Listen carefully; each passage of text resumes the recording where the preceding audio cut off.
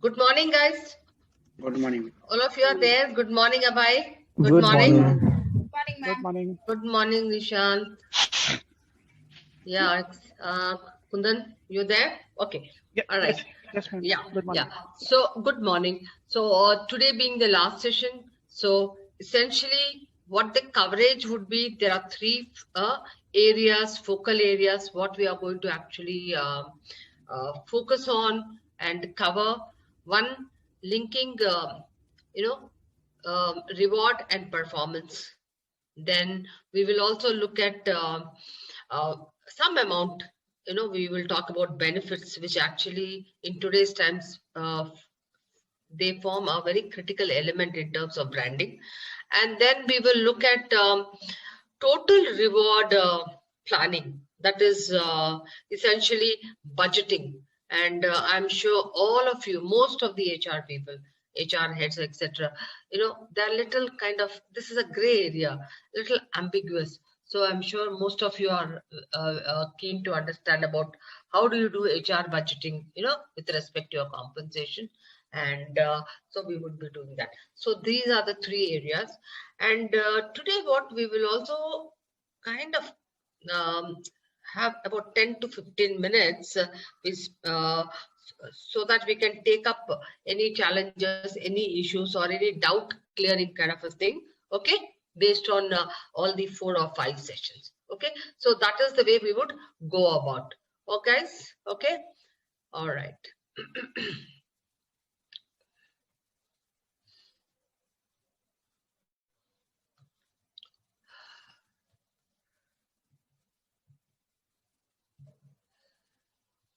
Okay, before I actually kind of start showing you what it is and how it works, let us understand, let us be more interactive and let us make it more, in terms of a very dialogue kind of a conversation, so that you learn more today. Now, I'm sure all of you in your organizations have some form of the other of incentives, pay for performance.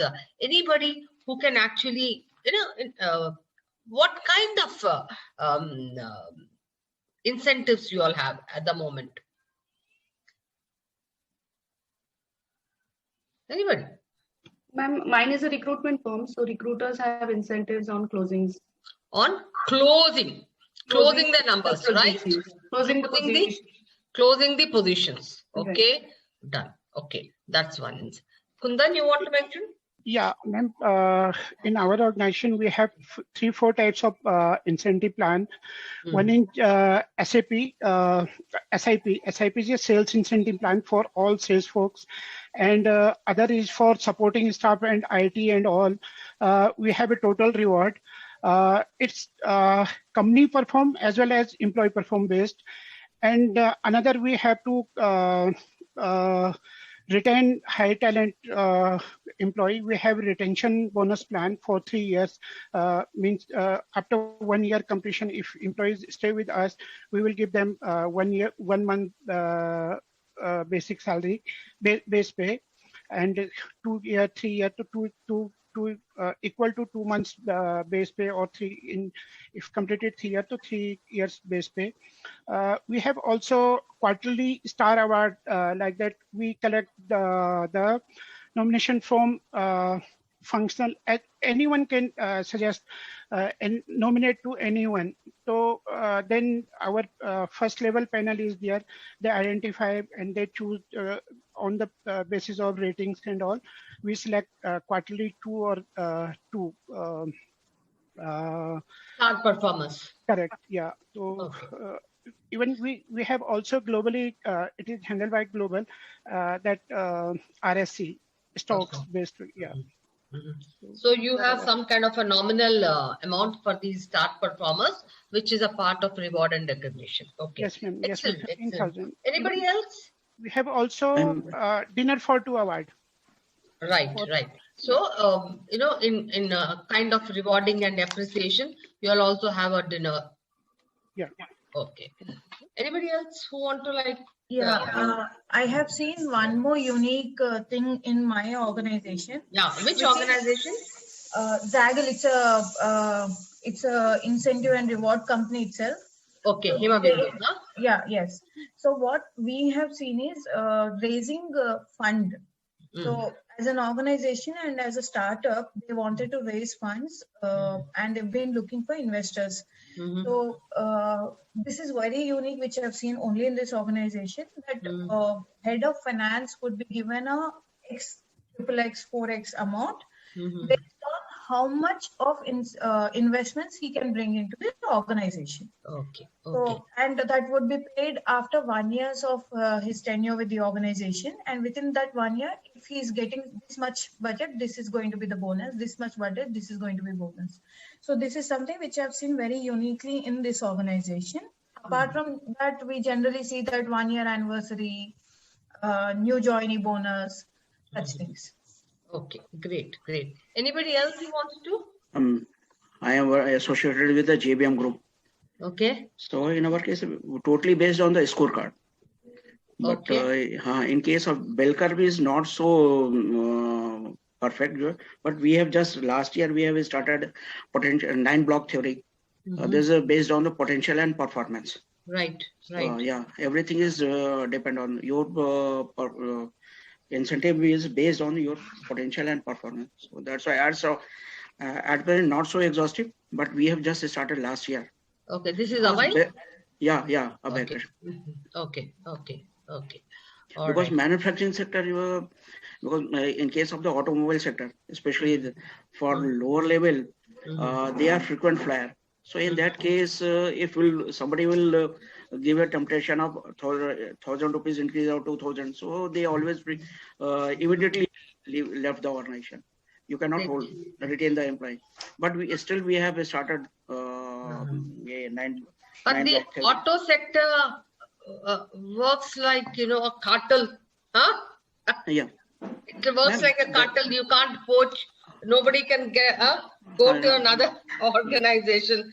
So therefore, all employees, whether they like it or not, they have to stay on in their organization. Otherwise, immediately the HR head will call up and say, "Hey, guy, your guys." In fact, auto sector is very interesting in the sense that all of them actually decide and come to a consensus in terms of both direct and indirect pay, so that they are similar across all the auto industries. But one more challenge is, ma'am, because new OEMs are also introducing in India, so that's why they are having a lot of opportunity of job. So that's especially for lower level, executive, junior executive. Yeah. All right. Okay. Yeah. So, so typically when we talk about, let me just use a whiteboard which helps before I start.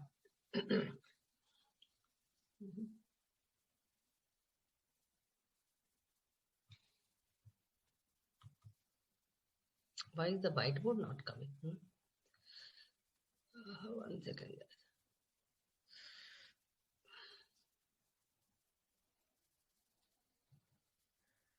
Okay. So when we actually talk about, when we were talking about all this pay for performance, in fact, it's a component of the variable pay, right? So when we talked about variable pay, we talked about direct pay and indirect pay. We talked about what variable pays. We talked about incentives. Okay, so when we talked about incentives, we said incentives could be, performance based. Then incentives could be hardship based.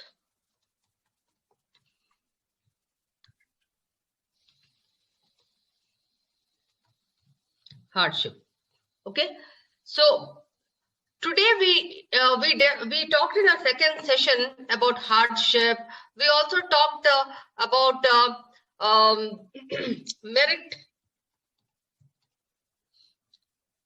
where we said again we talked about skill based, just kind of revising what we did earlier, and then we talked about market linked.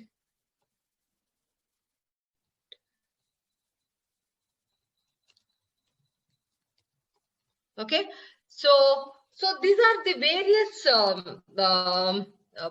variable pays which organizations have in terms of incentives and merit. Where merit, you're talking about, you know, having extra skills, or if it is a hot skill, you are getting a variable pay. Then for hardship, you are getting a variable pay. But today we are essentially now talking about the pay for performance. Okay, essentially talking about performance. Now, a classic example of pay for performance incentive is, we'll just clear this. A classic example of pay for performance is what?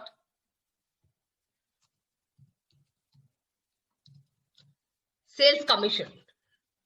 Okay, a very classic example where in this what happens, there is, so essentially what? A predetermined goal. And what is that predetermined goal? You have a target, sales target, or preset performance. It could be predetermined goal or a preset performance, or a target is how much you must achieve of this goal. And in an incentive pay for performance, you also have what will be the payout. No, two things. One is how do you have to perform, which is predetermined, okay, against the goals. And if you, and there is a range, if you perform 50%, maybe you won't get anything. If you perform 100%, you will get this much payout. And there is also a stretch saying that if you perform more, you will get 150% of the payout. So therefore, what is very, very important in an incentive plan, when we talk about an incentive plan, that the key is that there are two things. You know how much you're going to get, the payout, and also you know how you have to perform. For example, a sales guy, if he sells a Toyota, he knows how much of commission he's going to get. If he sells a Ferrari, he knows how much of commission he gets. Or like, for example, a workman on a shop floor, he knows that if he makes 100 pieces, he will, and absolute with specifications up to the quality, he knows he's going to get this much of incentive. If he makes 150 units, then he knows how much he will get, right? So therefore, there are two things which are there in an incentive plan, so that you know how you should be performing, what is the standards of performance are set, and the payout criteria is also set. So therefore, it is contingent. So it is not something like a base pay that on a month-on-month basis is going to get guaranteed cash. So it varies. So if you want to earn more, you better perform more. If you want to earn less, so it depends on what is the kind of a stretch you can take. 2. Now, can I apply this incentive into jobs where there is no stretch? So there is a difference between when you are actually having incentives. So typically people in the sales, there's a huge stretch, right? Like for example, a sales guy in an insurance company, he can actually sell 10 insurance plans or 20 insurance plans or 500 insurance plans. But say for example, if I'm going to give an incentive to a security guy who has to just do security job right from 9 to 5 o'clock, is there a stretch or is there a scope for it? So again, what are some of the few things which you need to consider when you are actually designing an incentive plan? That, hey, is there scope or a stretch in this job? Okay. So having said that, first we will generally talk about, we will come to the design consideration of an incentive plan a little later. First, so when you say incentive plan, it can be at an individual level, at a team level, at a business unit level, or even at an organization level. Okay, so in fact, some of you have just spoken. Let us start at an individual level. Typically, at an individual level, you have incentive plans, especially on the production floor, etc. At a unit level, you can have team rewards, team incentives. At a business level, or even at a location level, there is something called gain sharing plans. I'm sure all of you have heard of gain sharing plans. Okay. Have you heard of gain sharing plans, guys? No, ma'am. No? Okay.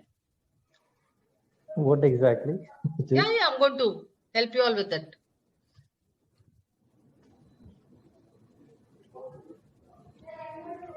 So at an individual level, you can have, piece rates we just talked about. Okay, I will explain to you when I say bonuses. There is a slight difference between when we talk about a bonus, but here in terms of typically we understand that they are of the same meaning, bonus or a merit pay, etc.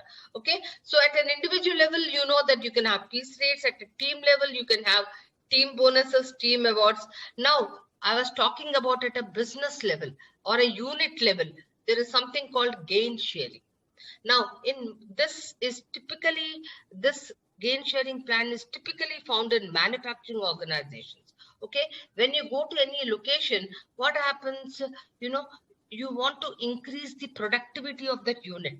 All right.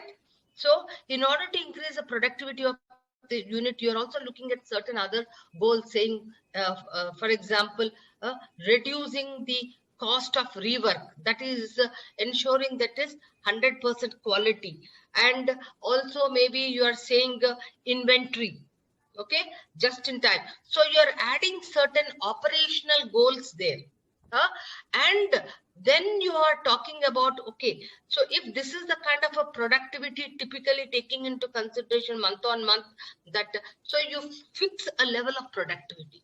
So this entire unit, if it produces more than that under these, you can also put weightages to those goals, 3 or 4 goals, operational goals, all right? And even if you want financial goals, then if you have actually then achieved over and above the productivity of whatever has been set, then the entire unit can share the gains. That's why it's called gain sharing. Okay, what is gain sharing? That means there is a difference between gain sharing and profit sharing. Okay, anybody who has a feel for what is profit sharing? What's the difference between gain sharing and profit sharing? Anybody? Okay, so while in profit sharing, the profit sharing is related only to net profits at an organization level. So what happens? You will say, hey, if we are going to make profit, there is set profit. Over and above that, I'm going to share the profit, certain percentage of the profit across the organization based on certain percentages. Okay. So that is called profit sharing. And when is it shared?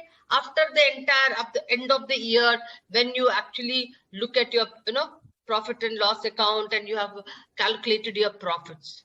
But in gain sharing, what happens here? It is month on month. It is more operational in nature. What happens here?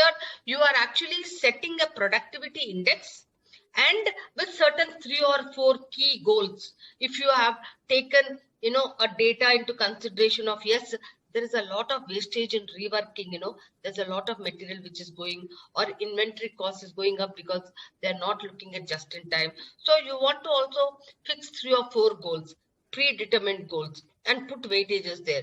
And then, month on month, then you are tracking them. And then if the productivity increases over and above, then according to certain percentages set, then the entire unit is sharing the gain. Now, what is the advantage of a gain sharing, and why do organizations encourage and have these gain sharing plans, especially in manufacturing organizations? Anybody? Gain sharing is especially in our case, in case of you are talking about the manufacturing sectors. If anybody is in a profit, so it will be share whatever is the profit that will be shared across all units. So that is profit sharing at the end of the year. You are talking about the month-on-month basis. Yeah, profit sharing in our case is totally based on our scorecard. Right. Yeah, a scorecard. In a scorecard, if you will talk about the a variable pay. In that case, this is also depend on the level wise. Say in our case, Absolutely. junior executive to executive level is, so if you will perform 60%, then you will get the 60%, and 40% is based on the company performance. Yes. In So case of manager or above level, profit is based, performance is based on, there are two parts. 80% of the manager and 20% of the organization performance. So this is based on profit sharing. Right. But gain sharing is, you are talking about the month-on-month basis. Especially, I have heard about the LG. So Here this is a- happens, gain sharing plan, typically in organizations at an operation level, at locations or in manufacturing organizations. You know why? Because they want to encourage collaboration, teamwork. Because what happens is, you have to understand the job work. So if teamwork is involved, as opposed to just individual contribution, then what happens if you don't link rewards to team effort, then they're not going to collaborate, because my input will actually contribute you in actually achieving your goal. So people will not collaborate to ensure that you achieve team goals or business unit goals. So you need to also have rewards in such a way that everybody actually pulls in. So when you have a gain sharing plan, what happens, even if somebody is not up to the mark, they will go coach him and mentor him, because hey, because of you I'm going to lose my bonus, so I will have to help him, I'll have to pull him up. So therefore, in fact, in gain sharing, workers understand each other so well. If somebody is sick and somebody's daughter is getting married, see, he is having emergency, let us pool and work together. So this develops a huge amount of team bonding, interpersonal relationship, etc. And wherever the nature of work is such that it has to be done collaboratively with teamwork, then you are instituting gain sharing. So the fundamental principle the fundamental principle of variable pay plan is, depending on the kind of nature of work, whether it is individual contribution or a team contribution or a unit contribution, you need to link rewards. Okay, so in today's times, organizations are advocating, are actually using a lot of variable pay plans at an individual level, and also at a team level, and also at a unit level. Okay, yeah. So that is so gain sharing. Now profit sharing, as I said, it happens as rightly stated by Abhay. At the end of the year, you are looking at your profits, then you are saying, hey, this is my predetermined, this much profit I need to really set. This is what is set. This is what is marked. So over and above that, then I'm going to share it across the organization, depending on level, depending on the percentage. So you have certain percentage. It's not that everybody. So obviously, the senior people, senior managers would get more, and the lower level, because it is a percentage of the base salary. Got it? Okay. Now, when we talk about stock plans, they are also a form of variable pay plans. Anybody who has an idea about stock options, stock plans? Yeah. In your organization, I have also worked with the Mozambique India Limited. In that case, this is also variable pay is also stock plan is also based on the variable pay. Yes. Also based on the performance of the organization. Yes. Say if you will perform so much percentage, then you will get the ESOP of so number. And if you perform, your performance is this, then you will get the ESOP on so number, like this. Exactly. But depend on everything is dependent on the organization performance. Everything is dependent again on the performance. But why are they linking your performance with the organization's performance?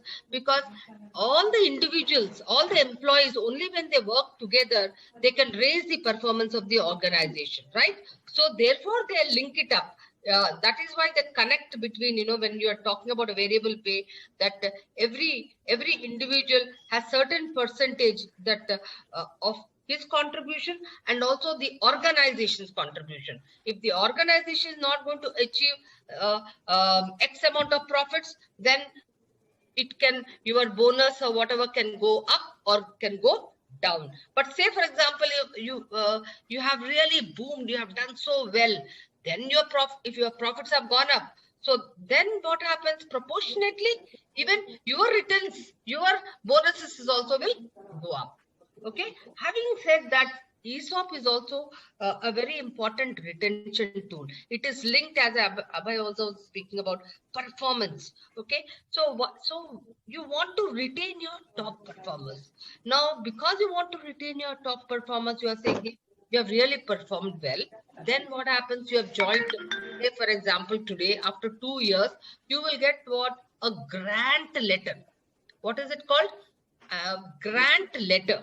Yeah. Now that grant letter will say, hey, because of your performance, we are very, very happy. You have contributed so well. We are growing so much. So therefore, you are a very valued employee for us. Now you are given 5,000 shares. Okay. In that grant letter at that point of time also will be given at what price you will be given that. Okay. And in how much time. So the grant letter will say how many shares, what price, and in what time you can actually get those shares. It could be 2 years or it could be 3 years. Okay. So now, so this letter is just a letter now. You cannot actually convert it into shares. So after 2 years or 3 years, whatever the required period is, which is called grant vesting period, then you can actually then buy your shares. For example, the shares at which you can buy is 10 rupees, but in the market, it's only 5 rupees. Then you will think, hey, it's costing less in the market. Huh? So you have the option to buy. It is not important that you should buy. And you also have a time period within which you need to buy. Maybe 5,000, okay, you have to buy in 6 months, 2,000 shares, and then another 6 months, 3,000 shares. So all that is written in the before those 2 or 3 years, that is the grant period or the vesting period. Now what will happen? It says, if the share is 15 rupees and the market share is 15 rupees and you've been given at 10 rupees, well, you are making a profit, right? So what happens normally now, the top performers, why do you get this employee stock options? To ensure that these people actually retain in the organization, and also they are motivated to do very well. Okay. So most of the organizations, you will see 80 to 90% of the organizations are giving stock options, just not to their top management or middle management. Some organizations cutting across all employees. In most of the IT organizations, KPOs, they are giving options to everybody, because you know that talent, to get the right kind of talent is such a challenge. So you always want to actually retain your good top talent. So it is one of the ways of retaining your talent. Okay. So as I said, that you can have variable pay plans, which are, short-term incentives and long-term incentives at an organization level, at a unit level, at a team level, and also at a individual level. Ma'am, I have a query there. In this gain sharing, so what percent like of the departments, the functions gains that the profits earned are shared, or like certain predetermined profit percentage, like how that part is worked out? Can you just repeat? In profit sharing, we are saying that predetermined percentage, that if we achieve that much profit over and above that, if we achieve, then certain percent will be distributed amongst the employees, right? Right. So similarly, in gain sharing, what are the gains that are distributed amongst the team or the unit? Yeah. So in gain sharing also, what happens? You are linking it with productivity. Okay. So productivity is what? Revenue. Yeah. So if you are making, say, for example, revenue of 30 million, 50 million, then what will happen? Which is, you have to make 50 million. If you are made over and above that, there are certain slabs as well. Then proportionately, the entire unit or the team will share the amount, whatever is prescribed as per their base salary, a percentage of the base salary. Got it? Not that everybody is going to get the same amount. Are you with me? The gains, the profits of that particular business unit, right? Only that unit, absolutely. So like in Tata Motors, we have CV, PV, commercial vehicle, personal vehicle. So only if CV makes that much profit, then CV. You are getting it, absolutely. Why? Because you want to actually motivate that team to ensure that they work, ensuring quality, ensuring that there is no rework, ensuring that the inventory is not there, just in time approach, etc. So what is happening when you have such incentive plans? If you, it is ensuring that all your employees are directed, their behavior is directed towards organizational goals. Got it? When you have a gain sharing plan, the employees of that unit or that business are directed towards that particular business goal which the business wants to achieve. Correct? Yeah. So it is not that everybody is working on their own in silos. So it helps in team work. It helps also interpersonal relations, pulling up each other, coaching, mentoring, etc. Interdependencies are taken care of. All right? Okay. I have a query. Ma'am, I have a question. I have a question, ma'am. That's Lena. No, Yeah. Lena Christian. Yeah. Yeah. Ma'am, for manufacturing setup, this is straightforward gain sharing. But how does it work for a services sector? Because it's a cross-functional team, and say, for example, a consulting organization. Okay, and there are many teams that are involved, and will gain sharing be applicable in that kind of setup? How does it work? Lena, so I also mentioned about you have to look at what are you incentivizing. You have to look at nature of work. Okay, for example, I'm just giving you an example so that there's a project to be completed, right? Say for example, in an IT company. Correct. So there's a software development project and they have to. So typically what would be some of the goals or some of the milestones? There will be timelines. Then there will be bugs. There will be certain criteria in terms of, how that product has to be. So quality, quality considerations will be there. There'll be a criteria to it, right? Now, what will I say? I'll say, hey guys, if you finish this product within that timeline, okay, all of you get, so I was coming to that, a bonus, project bonus within the timelines. But say, for example, even in 1 day, 2 days delay, you either get it or you don't get it. Are you getting me? There's a difference. So typically what happens sometimes, you have to look at whether you want, whether in such, whether you want to have an incentive because the job or the nature of the job is such, or whether you want to have a bonus. Now, when will you have a bonus and when will you have an incentive? Bonuses are typically, when will you use this? They're typically focused. They're more specific. They're more individualistic. Got it? Like, for example, joining bonus. The guy has to join. You're getting because he has some discomfort. He has certain kind of a pain. So to take care of that, you will say, hey, we are going to give you a joining bonus.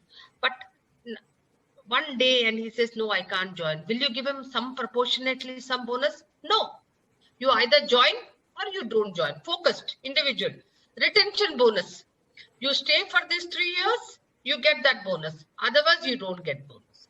Over time, it is very specific. You are getting it because you are actually staying back for 2 hours or 3 hours, proportionally, whatever. So I said bonuses are lump sum amounts. Here also you have predetermined set goals, but the payment is lump sum and they are very specific, focused. Incentives are generic. You have a set of goals. Okay. For example, in a profit sharing, so it is generic. You have financial goals, you have operational goals against which there are predetermined specific criteria, and then there are payouts. So for example, at an individual level, if he has to actually get some percentage of the profit sharing, so there will be I mean, 50% if the organization has done, so there's target for organization, then there is target for business unit, then, then the individual comes. So proportionately he gets. So sometimes you will hear this discussion, what do I have to do with organization? I did my task, right? So, but you will see that in most of the organizations, when you are giving, unless and until it is, these commissions, typically for the support function, they always crib about, oh, but why am I not getting my full incentive? In what way? But yes, they have to collaborate, and to ensure that there is more teamwork, there is certain percentage which is linked to organizational performance. Got it? So have you noticed there are two different things? How incentives are different, then bonuses are different. Okay? But one question, like for example, you mentioned about a project bonus for a software development company, which is agreed. But like for example, I used to have a wonder about this. The project bonus, because the teams used to come back, the project team, the software development team gets fine. But there are support functions, admin who's working overtime for that, to enable that, because sometimes they're required to stay back. Okay, there is I think that was a software development team was a wrong example. Say a sales something is happening, or even a project. So the admin team is required to stay back, put in extra hours. But do you also consider the support team? Absolutely. Like for example, I gave you one case study to do that. Let us take that. For example, in that case study, this is a retail shoe chain or whatever, where there are salespeople. I'm referring to that case which I gave. There are salespeople. There is also this assistant manager, admin guy, warehouse. Okay. Then there is the office boy. There's also a manager. Okay, store manager. Now, for example, you have an incentive only for salespeople. But then what about the others, right, from the support staff, right? Like, for example, the office boy or the warehouse guy or the manager. So in incentive plan, it's very, very important. We are coming to the design consideration where you will have to add on for the support people. Who are your manager? Who's the office boy? Are you going to give a lump sum amount depending again on his role? Like for example, for the office boy, I'll say, hey, if he stays back because he's shutting the doors, if he shuts, then there won't be any, footfalls for the shop. So his cooperation is also needed. So what I will say, okay, fine, I will link him also, maybe 20%, maybe 30%. So I'll set a criteria there. Okay. So we will have to incentivize and look at all the rest of the others, but they may not get a high incentive like the direct operational people who are involved in the incentive. So you could look at maybe a lump sum amount, or you could also look at certain amount of percentage of the sales. Got it? Got it. Thank you, ma'am. Okay, you're welcome. All right.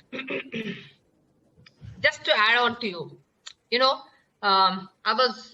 since I do a lot of work in this area, there was this IT company, which is a hardware company. Okay. Now, the sales guy had a target to sell certain units of laptops which were assembled. Okay.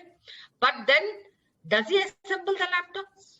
There is somebody else who actually assembles everything. Now, the incentive was only to him, saying that there was a target, predetermined target, number of units you need to pay, but over and above that, there was slabs. If you do from 10 to 15, this is the percentage you will get as an incentive. 15 to 20, there's another slab you'll get. Because you want also, whenever you are saying an incentive, you're wanting to see, stretch. So ultimately, you are seeing you will do an incentive only when there is a job has elasticity, stretch, what I call it as. If there is no scope of stretch, even if you have an incentive, how will I do? Now, I'm not incentivizing the guy who is assembling, who is coming in the morning at 9 and going at 5 o'clock. Now, his capacity to assemble is only, say, a limited number, which can't go over and above. And so, therefore, that becomes a bottleneck to achieve sales guy's target. Now, is the incentive faulty then? Because this guy will say, hey, what is in it for me? Why should I come early or why should I go back? Because you will sell and you will get more incentive. Right?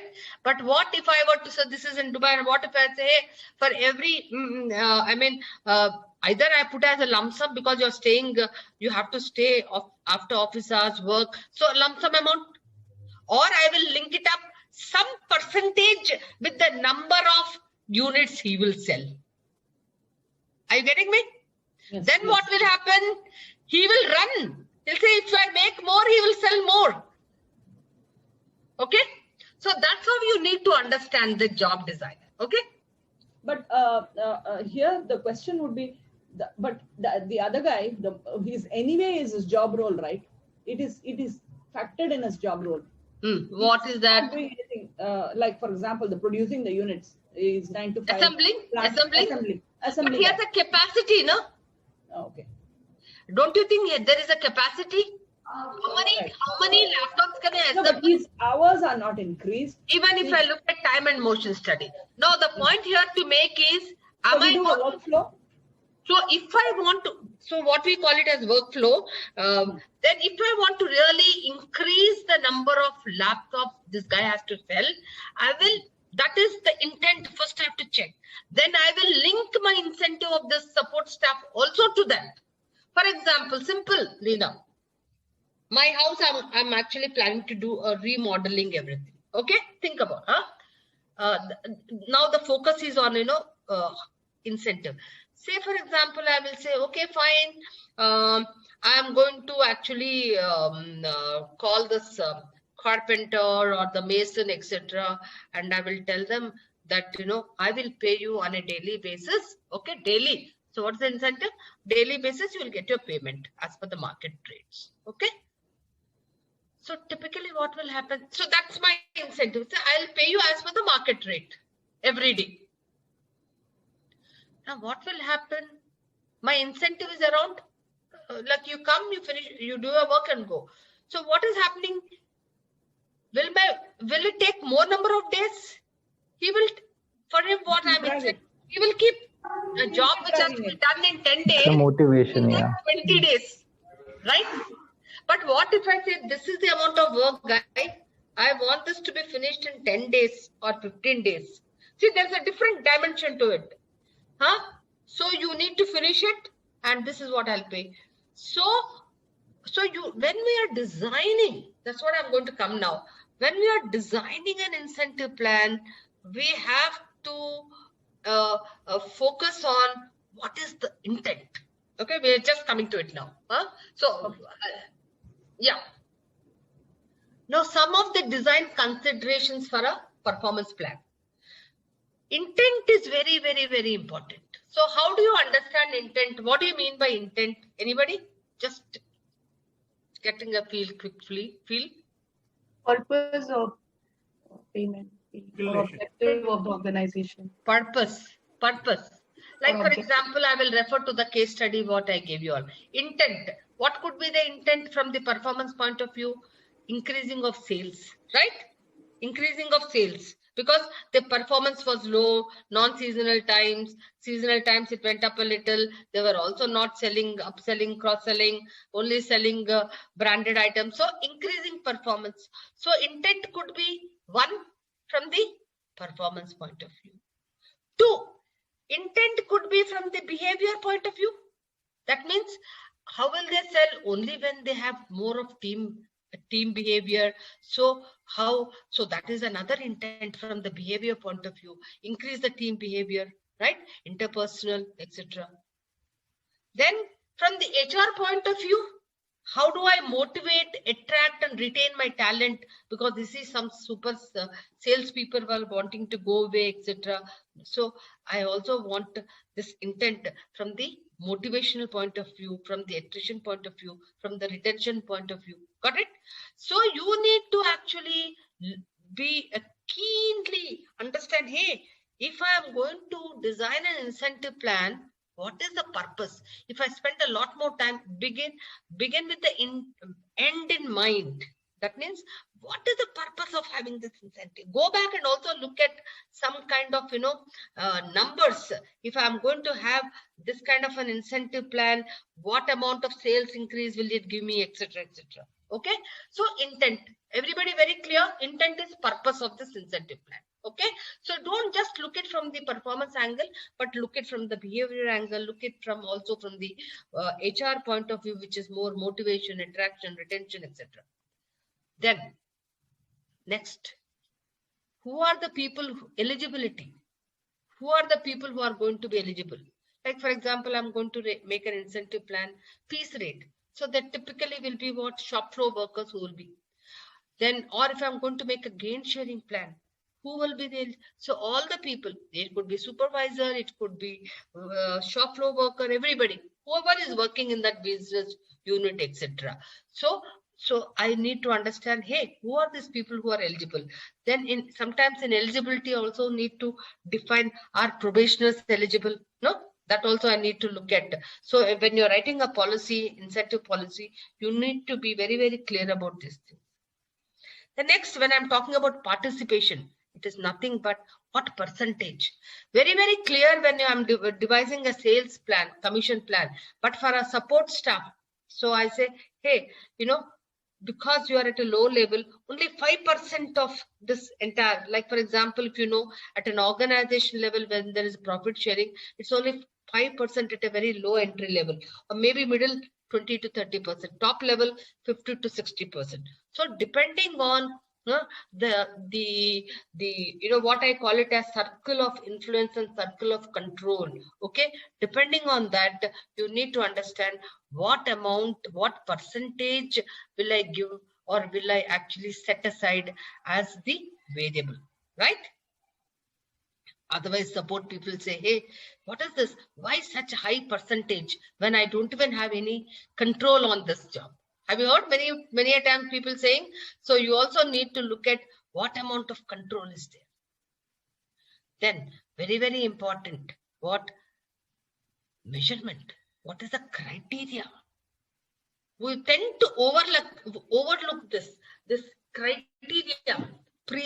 The criteria is very, very important. If you are not measuring the right, if you are not setting the right criteria, then what happens?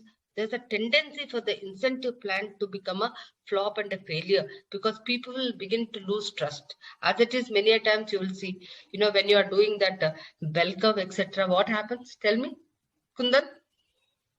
But at the end of the year, when you're giving annual increment increases, what happens? Force fitment. Force fitment, and people will say, hey, I was ranked 4 or 5 in my rating, but they force fitted me and made me from 5 to 4. They lose trust. And that is one of the reasons why they hate HR people.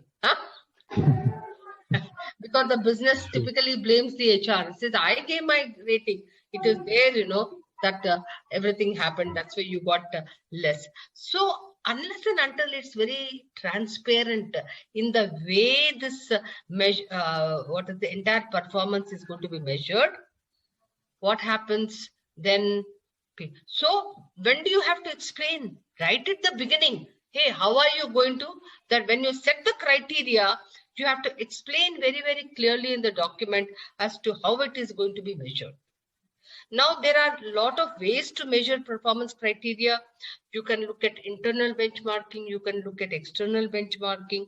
You can use a net promoter score yardstick, or you can use a balanced scorecard framework of lead indicators, lag indicators. You can use the framework of financial perspective, customer perspective. Okay. And so depending on whatever criteria suits best, you can actually use that performance criteria. All right. Now, many times we forget that funding is very, very important when you actually incentivize. Now, a commission plan is self-funding, because you make more money, you get more money. Or again, sharing, you make more money, you get money. But there are some kind of incentives, like for example, I will say, hey, project bonus. So you need to set aside some money, because there immediately you're not getting money. Okay, so you have to ensure that sufficient funds are set aside when you are incentivizing. You have to know whether it is self-funded or you need to actually arrange funds. Then payout. Payout is another step which is very, very important, and you have to do it right at the beginning, because at a lower level, typically what is the practice in the organizations at a lower level?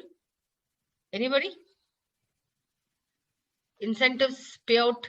When we say VPP, variable payout, the payouts are on a monthly basis. You don't wait till the year end, right? You pay it on a monthly basis, or at best quarterly basis. Okay, but then at a middle level, they are every 6 months you pay them. At a top level, top management level, the payout is annual. Okay, why? Because top management has higher stakes, so their responsibilities are higher. You look at strategic goals. So typically when you actually calculate everything, and at the end of the year, when the organization, based on the organization's performance, they get 60 or 70% of a variable pay. Now, you also have to take into consideration saying that, in the incentive plan, say for example, somebody has put in a resignation. So during the notice period, it has to be clearly spelled out whether he is eligible for incentive. Because many a times what happens if you don't put that. So I actually typically follow one principle, that period is very important in incentive, because then it won't take a legal twist. Because after 3 years or 4 years, when he has resigned, also say, hey, I have to get my incentive. I'm sure you will see such cases, right? So period is very important, so that there is no legal issues in that. And whether, okay, people on maternity leave, whether put it, do not assume anything. People on maternity leave, people on loss of pay, people on long leave, right? And in the case of death, how are you going to settle it? Right? So these are certain things which need to be actually documented, very clearly spelled out. So when there is an incentive in your incentive policy and specific incentive plans, you have to document everything. At the end of it, in your benefit, you can't have many people actually, the cost of running that incentive should not be so high that, you have to actually look at more costs. So make it in such a way that's simple and easy to administer, so that it does not incur a huge amount of cost. And evaluation, why is evaluation important at the end of it? And what is evaluation when I say evaluation? Yep. I need to check, evaluate whether guys, please mute so that, others can. Yeah. Evaluation is very, very important for any incentive plan, for your long-term, short-term incentives, because you want to check as to, hey, have you actually met your purpose in terms of performance, in terms of your behavior, in terms of your HR motivation, attraction, retention. So when you check, you can make course corrections, right? You can make certain course corrections. So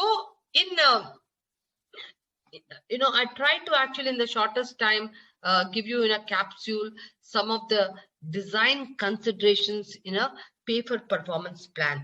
But guys, much more in detail.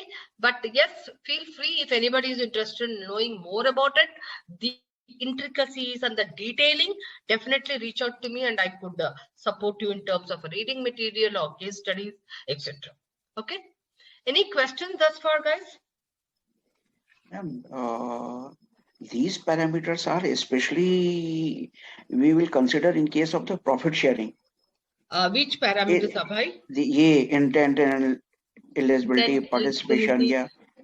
Not only in profit sharing, whenever you are designing, even say for example, gain sharing, in case of gain sharing is also possible, because gain sharing, I think you have talked about it will change on month basis. So intent will be same, eligibility will be same, but target payout and timing will be different. Target group will be. So even if you are making, an incentive to ensure safety, you can have an incentive plan around safety. Manufacturing organization high on safety, right? You can't have It should be Six Sigma kinds. So you can have an incentive plan ensuring that, there are no accidents, zero accidents, right? Yeah. Yes. Because in manufacturing, safety is very, very important. Yeah. Yes. So, Exactly. so quality is very, very important, right? Yes. So depending on what, you can't have incentives for everything. You have to focus on, hey, what are the 3 or 4 things which are very, very critical to you? But like, for example, in an IT organization, you have an incentive plan, even if you are coming, for 100% attendance because you want to reduce your, or you get an incentive plan if you stay for 3 years, top performers. So wherever your pain points are there and you feel if you add an incentive plan, it will reduce that pain, you want to use it, right? Yeah.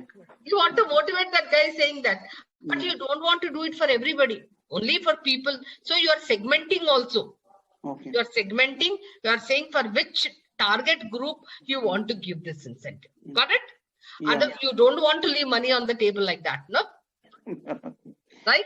Thank you. And in terms of organizations who are having variable pay plans, I think today 80 to 90% of the organizations are having variable pay plans because it's a great advantage. Even if you have a bad financial year, you are not shelling out your payroll wage cost, okay? Because if you are increasing your productivity, it's only then you are paying your variable pay. Otherwise, you are not paying. So it is a win-win kind of an approach.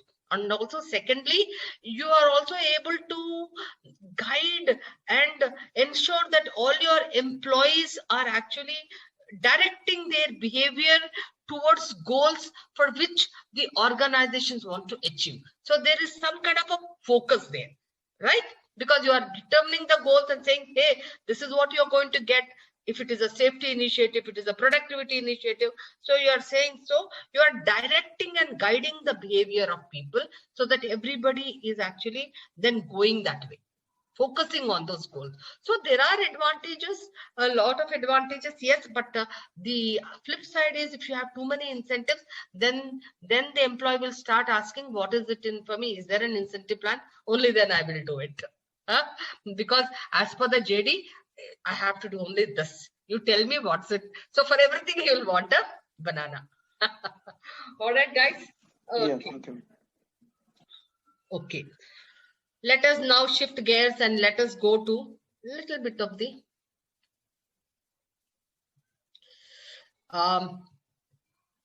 just want to talk about a little bit of the benefits today, because benefits are becoming very, very important in today's times. Okay, so we have certain. So what kind of a benefits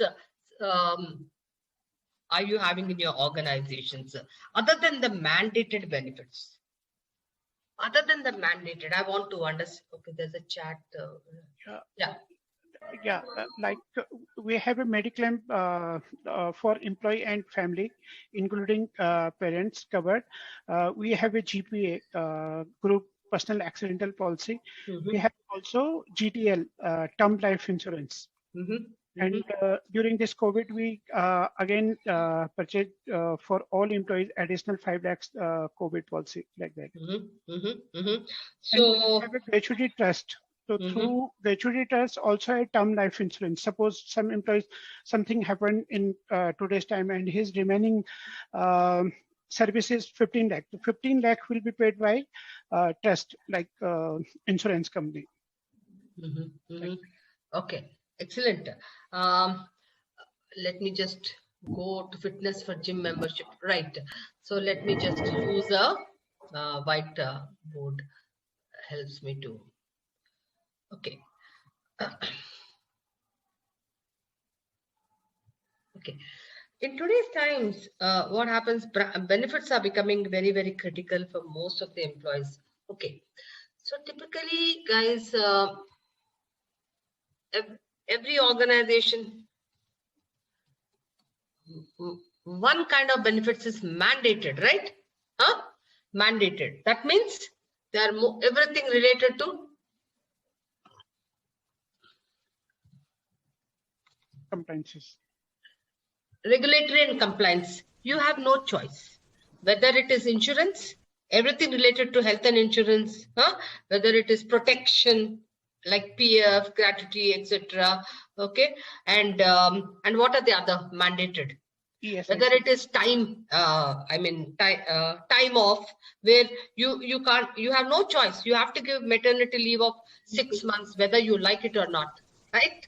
Okay, you have an option to give paternity leave, but maternity is no option. Okay, so ESI. So there are all, as per your regulatory, as per the compliance, there are mandated benefits. Now, organizations are giving over and above these mandated benefits. For example, say tax benefits. There are various things which tax benefits, right? Especially given to, I would say, mid-level to top level. Why? There are various schemes which they come up with to save taxes. Typically, to save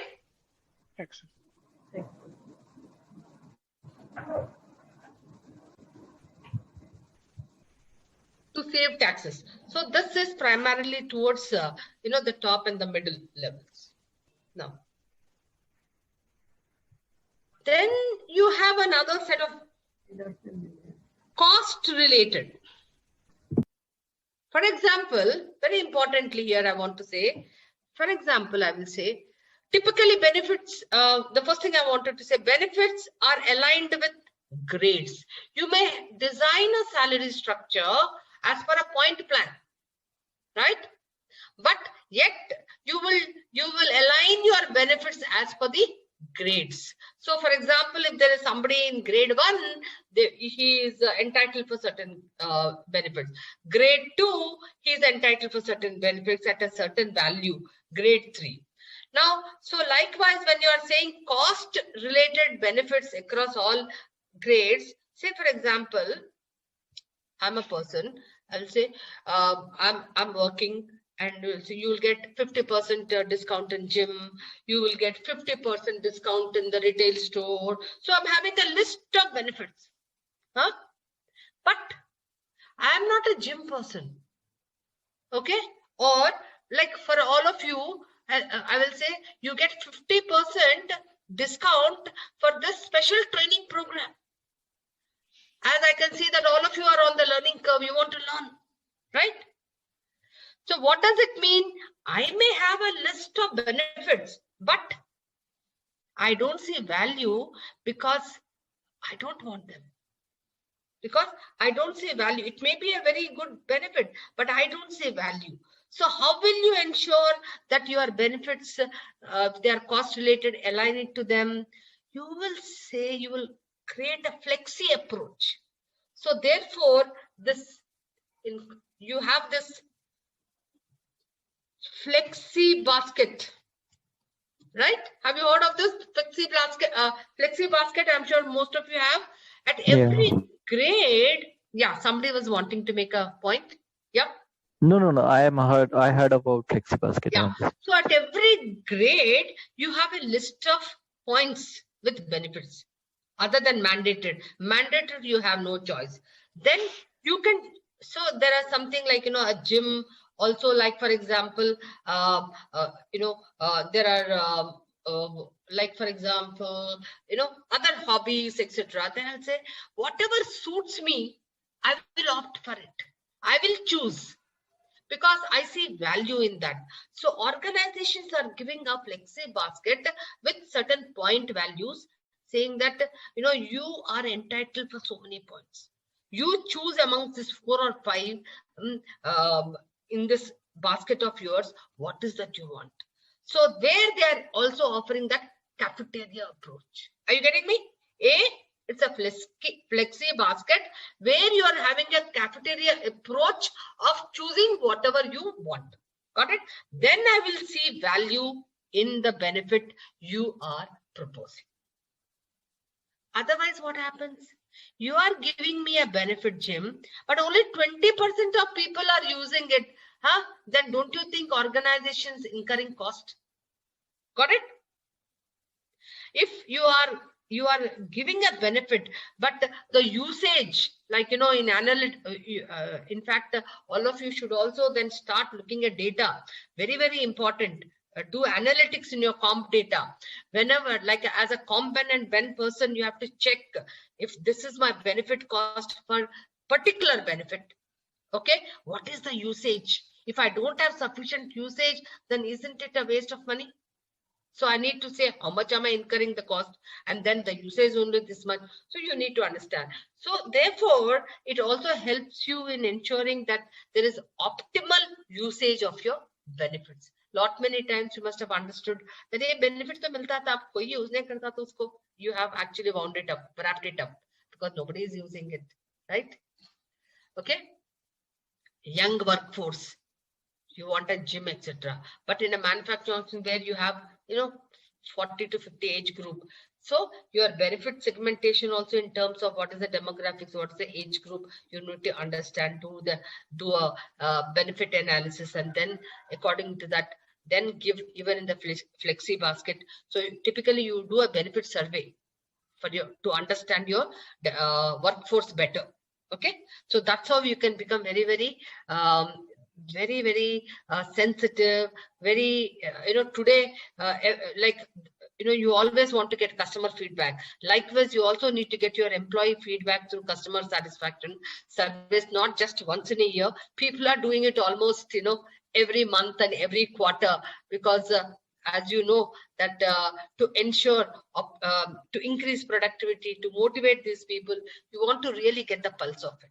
Okay, having said that, last one, very interesting, branding benefits. What is this branding? Tell me, when I'm talking about branding benefits, what are they? Any examples? Merchandise. Yes, one of them is today. That's where you can differentiate in organizations. That's where you can get your cutting edge, and that's where you can attract your talent. Why do people want to go to Google? They say, hey, you can actually do 20% of your time your own project, right? Why do people go to Infosys? It attracts what kind of a talent? Who are really interested in what learning. Because Infosys says, hey, we actually give you a lot of training. We'll help you to develop, right? Merchandising, branding, because you want to know that this is. So how do you? So you are trying to give certain benefits. Like Google says, hey, you go on a leave for 3 months or so after having worked for a very tough project. You want to kind of become absolutely resilient again. You want to get over all that. So the stresses and the anxiety of going through that project, go and enjoy your holiday. Then this paternity leave, it's a part of a branding. Hey, we even the fathers have to get some leave when you have a child. So organizations are branding themselves by giving paternity leave. So all this various some unique benefits which organizations are giving to differentiate themselves and to brand themselves, which is actually a pull effect. Why do you do branding? So that you can, the pull effect, so that you can attract your talent, right? It's like that magnet, you can attract talent. Campus interviews, people will rush for Infosys interviews because they have done some amount of branding. Well, so I don't mind less salary, but I want to join Infosys because it's a great place to learn. I want to join Google because it gives me a lot of good ambience and freedom to do whatever I want, etc. So organizations are branding so that they can attract the right kind of talent. So essentially, guys, these are the 4 broad categories of benefits which in fact organizations are looking into. Just to run you through some of the list of, like you can have severance pays also. Some severance pays you get about 4 months also severance pay, right? That's also a kind of a benefit, right? Health insurance. Then you have time off related benefits like holiday, vacations, then wellness and fitness programs. Then you also have Don't forget promotions, recognitions. So even recognition, somebody said no, then we recognize. Yes, Kundan was mentioning about the star team awards, individual awards. So all these are, even with no money, you can make non-monetary kind of a recognition and rewards, spot awards, etc. And some things like club memberships, holiday packages, and then educational benefits. So the elder care also, loans. Some organizations give a lot of interest-free loans, right? Festival advances, etc. So these are some of the things. And at the end, I told you that if an employee does not see value, it is not the cost which matters when you are giving a benefit. When you're designing a benefit, you have to ensure that the employee sees value. And how can you do that? By constantly looking at the pulse, by doing some kind of a benefit service. All right. And how can you correlate that data? You can also correlate with the usage of that benefit. Okay. And in fact, you can also go further by doing correlation and regression, checking out the productivity of the people or the performance levels of the people. So that's how you also take, validate, do statistical analysis, and not take gut level decisions on benefits, but evidence-based decisions. Okay, data-based decisions, because data-based decisions give predictability, but only just based on gut will not, because they may be, it's like taking a chance. Okay, guys. So that is so much about this. We'll do a little later.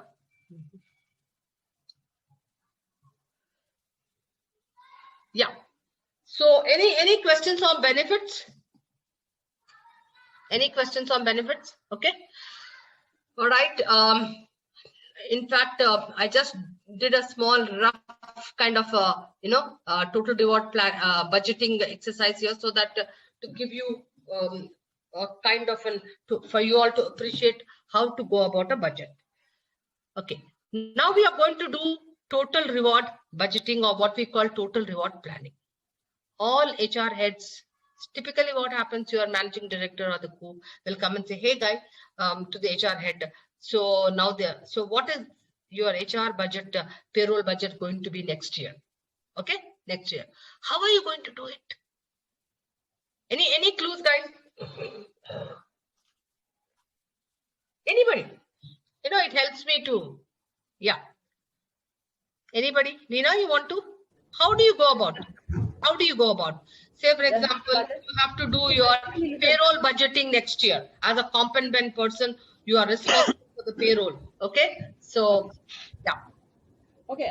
I look at what are the goals and what are the revenues achieved, and then what are the profits, and of course, based on what is the forecast for the next year.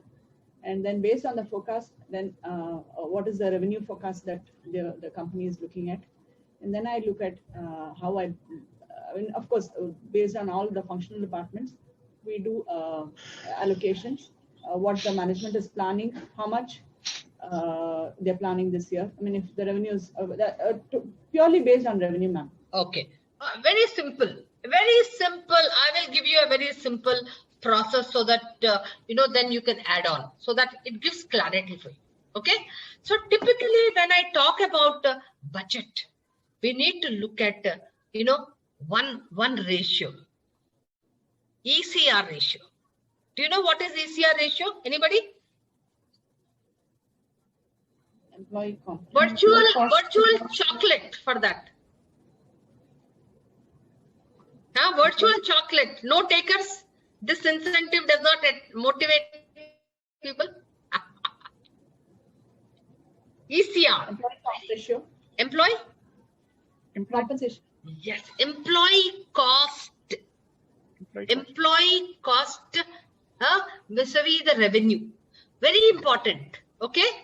As a comp and ben person, I need to understand what is the percentage of my employee cost to revenue. That is called ECR ratio. Got it? Very, very clear. What is it called? So typically what happens, all the organizations, their budget is dependent on the ECR ratio. Okay. That becomes your compensation pool plan. Got it? compensation pool plan. What does it mean? That means it, where do you get this? So when you are actually, you're a startup, etc., you have to actually go to these annual reports. Go to any annual report and you will find profit and loss statements. All right. There you will find the revenue of that organization. And you will also find the employee cost as well. So simply you have to do a percentage of the employee cost vis-a-vis the revenue. Typically organizations like Infosys and all, they have something like 20 to 25% ECR ratio. Okay, and ITS, BPOs can also have 35 to 40% as well. Okay, so these are the benchmark. So when you're wanting to know, when you're doing a budgeting, very important, not only to know your own ECR ratio, but also look in the market like a salary survey. What are other industries with the same size and scale are having ECR ratio? Because why? When you compare, you will tend to know, hey, what it should be. Got it? So that's the starting point. Now, for example, say last year, I have a compensation pool of, you can actually make a note, then you will have a flow process. 200 million. What is it? My compensation pool or my HR budget, my HR compensation pool cost was 200 million. Okay. Now your payroll budget. Okay. Then what will I do? Consider, first I will understand from the business, hey, revenue is going to go up by 25%. Okay. So if revenue is going to go up by 25%, typically I will then talk to the committee. Typically these are not decisions taken individually by HR heads, but they are taken as a consensus jointly at the top level, saying that, okay, then how much do you think we should actually increase? So typically if it was last year 200, so considering that we will have to take more people, etc., so we will say about budget, we will take about 250. Got it? Okay. This is an iterative process at 250 million. So that's the sanction you've got, because last year it was 200 and revenue is also going to go up by 25%. Okay. Compared to last year's revenue, this year the revenue is going to go up by 25%. So when the revenue is going to go up, that means that many new people will be coming into the system. So there will be cost, right? So typically you said 250 million. Now the first thing what you need to do, then start saying that, okay, fine. Sorry.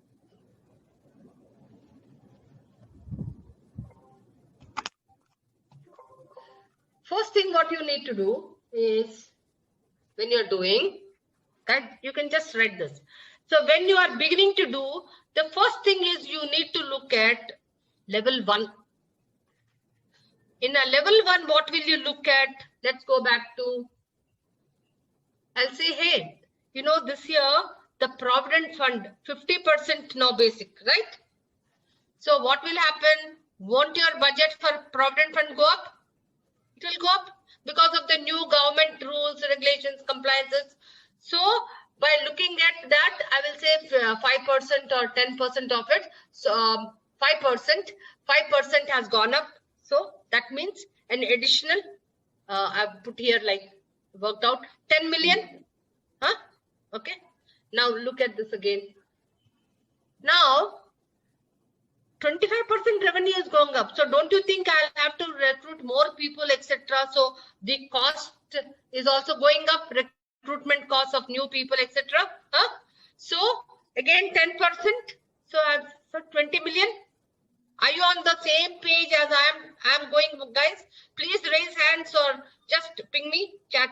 So I want you to be very clear about it. How am I calculating? So because 25% revenue is going up, so new people for competitiveness, etc. So 10% up again, as like 200 million. So 10%. So how much it will be? 20 million. Got it? Okay. Now, then I'm saying, hey, to attract and retain, I'm going to have some, new variable pay, maybe whatever, because I need to attract people. So again, so I'm instituting a new, incentivizing them with a new variable plan, again 5%. Okay, so again that goes up by 10 million. All right. So again, if I want to do like right now the supervisors, I want to actually upgrade them. Yeah? So regrade them. So because I want to attract the right kind of people. So again, I will say that again works out to something like 2 million. Got it? Okay. Now, after I have looked at all that, the second level, what will I do? I'm saying again, I'm going to give annual increment, right? Huh? So average, I may give more to top performers, I may give less to medium performers. So on an average, I'm going to give 4% hike, annual increment. So that again translates to 8 million. Okay. Then I'm wanting to take care of, hey, you know, there is internal equity issues. I have to maybe grade shifts. Then there are also external equity. That means, you know, otherwise what is happening? Compression. So today I'm at a 50th percentile or a 60th percentile. I want to go to 70th percentile. That means if I'm increasing, what happens? Obviously I have to budget money. I can't just increase it and no, there is no money. So what am I doing? So for grade shifts, I'm keeping 1 million, and also for market corrections, I'm saying 4 million. Okay. Then again, I'm also looking at inflations, because obviously there will be inflations. For example, inflation like, you know, COLA, that is, you know, the cost of living index or DNS allowance, etc. So again, I'm keeping some amount for inflation, 1 million. Got it? Now what do I do? Add up everything. What? See, 10, 20, 30, 40, 42, 50, 51, 55, 56. So what is the total now? It has come up to 256. 56. But what is the budget which is tentatively sanctioned? 250. Okay. So what do I do? Reduce some cost. Yes. Where will I reduce? I'll give you a clue. Infosys for the last 4 years, they have been actually managing with the same ECR ratio, guys. Cognizant also doesn't actually increase. They've been managing with the same ECR ratio. So what do? Then you'll start looking at you will start looking at reduction of high cost jobs. Are you getting me? Why? It's like, have you noticed many a times you start saying, let me look at 1 or 2 high cost jobs and let me knock them off. Okay. And upgrade them with lesser percentage of salary so that some kind of a leeway. 2, what did Infosys do to ensure that for 4 years? They said, hey, ratios of HRBP to how many? Earlier, 1 HR business partner for 300 people or 400 employees. But then they increased it to what? 1 HRBP for 800. They changed the job ratios of and giving them some technical support of shared services. Then again, they reduce their managers by actually giving them some kind of tracking mechanism and reduce the managers. Okay. And then what else? If you are not using certain benefits, disuse of benefits, 1-2 million, knock off that benefit. You agree? You look at list of benefits. Are they giving you some? Are people using that benefits? Is it giving you some productivity? Is it getting incentivized? Are they knock off some benefits? So you have to look at all these areas, first high cost areas, and then go down, so that then your 256 gets reduced to 250. Got it, guys? Then what happens? Then you actually then go about doing your total reward planning. Any questions thus far? Because this is a very simple process. Lena, because she gave me a process. Yes. Are you with me in this on this? Yes, yes. I wanted to ask you, say for example, a situation like COVID, there's no travel cost. Okay. Right. Although you have budgeted. So I probably shift that budget to training or learning. In fact, let me tell you guys, a lot of organizations, in fact, I will send you some nice, very detailing notes on what organizations are doing. They are restructuring their entire elements, components of the compensation. Okay, because they are now taking a kind of a policy in terms of which are those jobs permanently working from home, which are those jobs which have to come and go sometimes, because looking at the situation for the longest time to come. So till now we were in interim, nobody changed the status quo, they kept it there, and it was going. But now they are actually now taking a call. It's a policy decision. Some people are saying, but so even you are saying conveyance allowance is not there, but organizations have started giving doled out lump sum money for setting up offices in the houses, right? So everybody, internet allowance has increased, lot of devices, because as you know, people are working from the remotest corner. So a lot more other expenses are happening. So they are actually, now getting to everybody is getting their house to order because of this pandemic times, right? Yes, health and insurance has gone up.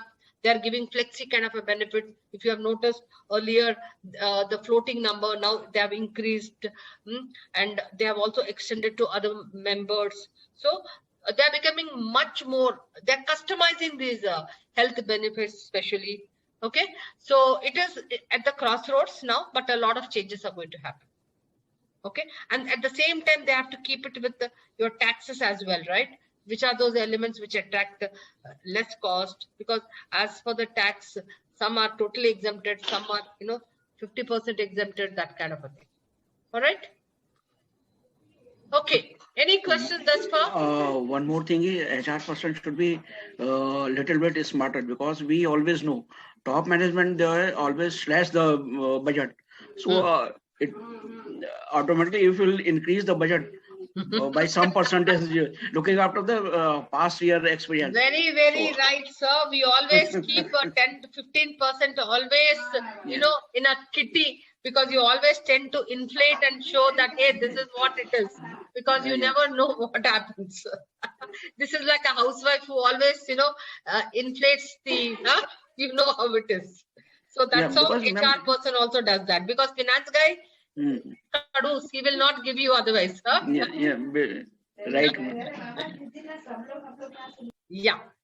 So, guys, now let me just go to. Today we are talking about total reward concept. I'm sure everybody knows when we are some organizations say total rewards, but in essence, so to speak of, they really are not into a total reward strategy. They only look at compensation and benefits. Yeah. So anybody who when we talk about total reward strategy, what does it mean? Anybody?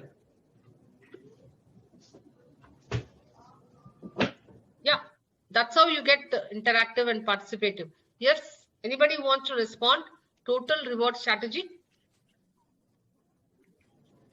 I think, ma'am, this is based on the organization benefit as well as the individual benefit. Total reward. Okay. Yes. In layman language, I am explaining. Yeah, absolutely. But this total reward actually was coined by, this is a very big organization called World at Work. I hope some of you have heard it. World at Work. So this is an organization which is a non-profit body and located in Minneapolis, and they do a great amount of work in compensation and benefits. In fact, I will recommend a lot of you to just go to this site, World at Work. It shares some good white papers, because they do a extensive work, surveys, and there are free webinars and videos. You can watch them. Very interesting things. So World at Work. So this was coined by World at Work. Now you may say, hey, but total reward, why? But what's so different about it? Now the reward concept is changing as we moved from an industrial era to an information era to now we are almost in a digital era, because the challenges are very, very different. Earlier in the industrial era, we only talked about just guaranteed pay. And Taylor, who talked about what I'm sure some of you know about Frederick Taylor, who is actually the the father of scientific management, who did time and motion study to ensure that people worked efficiently. The assembly line manufacturing organization is full of assembly lines, and he was the one who actually propounded this. So, you know, at such times we only had base pay, guaranteed pay, but then times to come, variable pay started coming up. So we looked at compensation as base pay and also variable pay. But today, in such times where machinery, material, everything can be replaced and everything can be got, but it is the human asset or the human capital asset which gives that leverage or which gives the differentiation in terms of the cutting edge or the competitive advantage. So therefore, then the World at Work said, we need to actually, we can't just look at reward as just only compensation or only benefit. We have to look at everything what we offer right from the time this employee comes on board till the time he exits. So therefore, they put it into 5 elements. As you can see, the 5 elements are compensation, benefits, work-life balance, performance and recognition, development and career opportunities. So everything relational and also financial. So for example, they said that in order for the organization to achieve its business objectives, you need highly motivated and satisfied and engaged people. And in order to have them, you really need to attract and motivate the right kind of a talent. And having said that, you really need to have a total reward concept in order to ensure that you have highly engaged people. So when you look at compensation, so how does an organization tailor? It can customize to its needs based on the kind of service it does and based on the kind of demographics, based on the kind of workforce it has. So for example, if you notice, we have looked at, sorry. Yeah. If you notice, we have really looked at all this when we were talking about compensation. We talked about fixed pay, which is actually guaranteed pay. Then we looked at variable pays. Under variable pay, we looked at short-term incentives, long-term incentives. We also looked at, some kind of a premium pays, which we can say, like what we call it as hardship, pay for hardships. Right? And we also looked at variable pay, a list of variable pays, which are called commissions, team-based pay, bonus pay. Now, depending on your need and the way your organization performs, depending on the kind of business objectives, you can actually tailor your compensation to that effect. When you look at benefits, we talked about the list of benefits, and today how organizations are differentiating. Guys, you can actually make that granular difference by differentiating yourself with the benefits. Okay. So, and how do you do benefit? How do you actually give benefits? Doing a benefit survey, then looking at the kind of needs they have, customizing it so that therefore the employees see value in it. So these are the list of benefits under 3 or 4 categories, saying, for example, under health and welfare, or under pay for time not worked, under retirement. So these are various benefits. Other than the mandated leaves which you get, today organizations are actually giving vacations. They're asking people to go on holidays. They're also giving sick leaves. If you are sick, yes, you go on a leave. That's it. So, in fact, even bereavement leave, that is, if there is a death in the family, so you get leaves. Why do you think? In order to brand, in order to actually ensure that there is sufficient attraction of their talent, so they are differentiating from their peer groups in such a way that they are able to brand themselves and give benefits to that extent. So you can also see some legally required benefits, various list of benefits. Now, when you come to work life, in this pandemic, anyway, we have work from home. But yes, in work-life balance, there are various ways you can give, because today the millennial workforce is actually looking at, more importantly, the kind of a work-life balance. Hey, everybody says, hey, do I have work-life balance? They are ready to quit the organization if they don't see sufficient work life. So flexibility today, organizations are giving a lot of flexibility, and beyond flexibility, they give financial support. They also Deloitte. It kind of gives one day, giving service to their community, like across the globe, the entire Deloitte workforce. That means one day payroll goes into society involvement. Okay, so likewise, all the CSR activities which organizations actually, they support some villages or they do some education programs. So there are various kind of things. Now, especially work life, IBM was the one which propounded a lot of policies for especially women centric, because they felt that they needed a lot of work life balances. So you can have a list of those work life benefits where you have even paid and unpaid time. If you want to have more than the 6 months leave, you could also do that. Deloitte has a very interesting concept. People who actually go on maternity leave.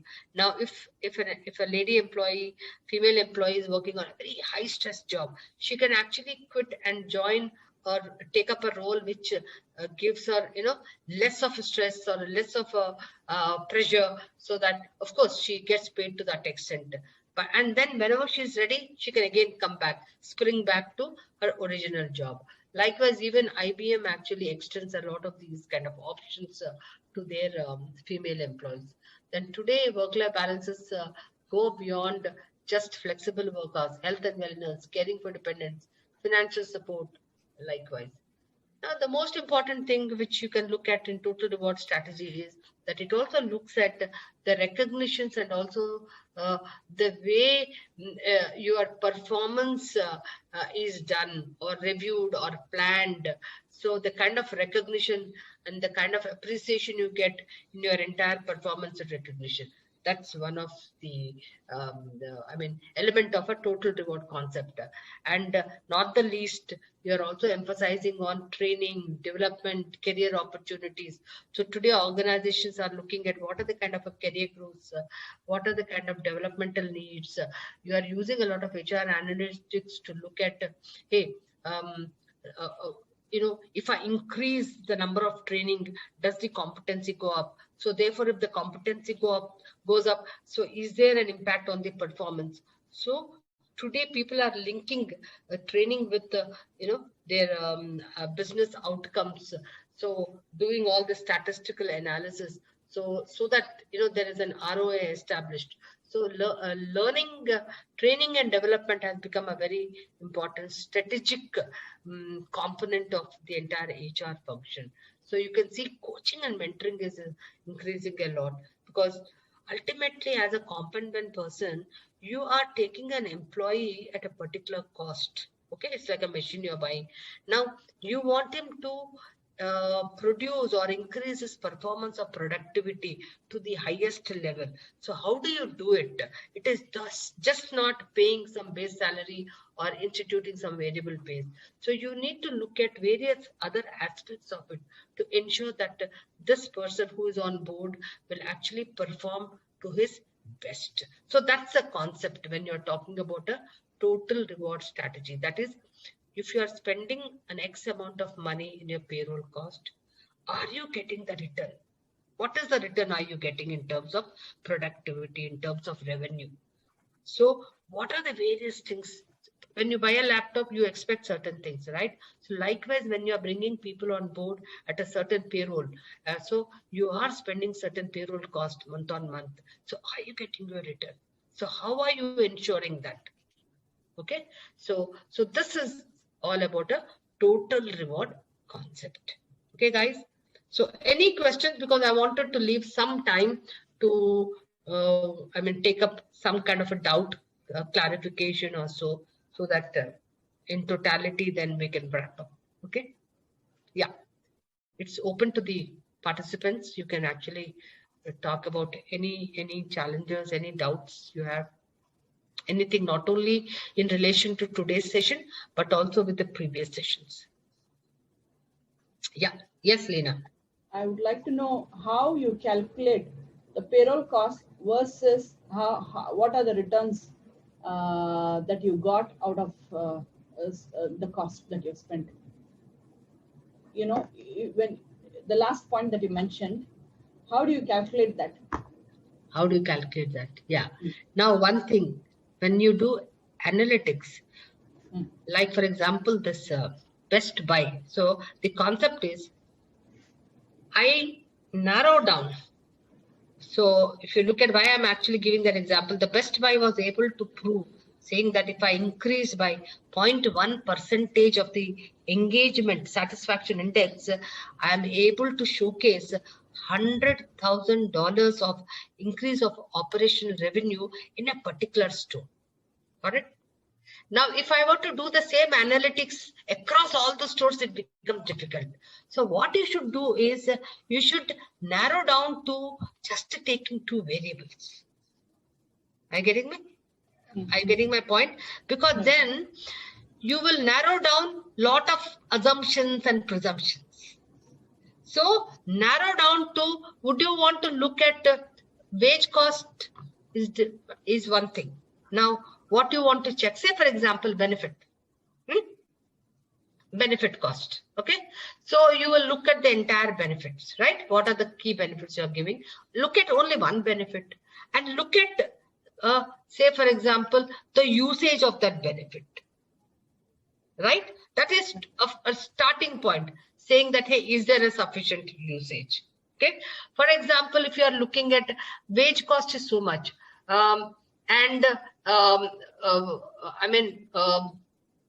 my productivity, the simple ratio you can see is wage cost to revenue. Simple thing. No, if you are not getting sufficient revenue in your wage cost, so there is something you need to check. Why am I not getting sufficient revenue month on month? Got it? Then you will break it down into further analysis and saying unit by unit you will look at. Not at an organization level then. Every unit, every business, this is a wage cost, this is a productivity. Why? Then you will look at in your wage cost, who are the people? So you will then segment your employees, top performers, low, who is actually not producing. Are you getting me, Leena? How you have to go down? Because ultimately, why are you not producing? Because 80-20 principle, there are certain people who are actually not producing and then there are certain people who are producing.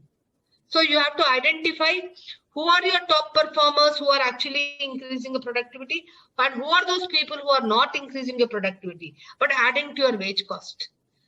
So you can cut down with the salary level also, saying that, you know, top cost, low cost, no?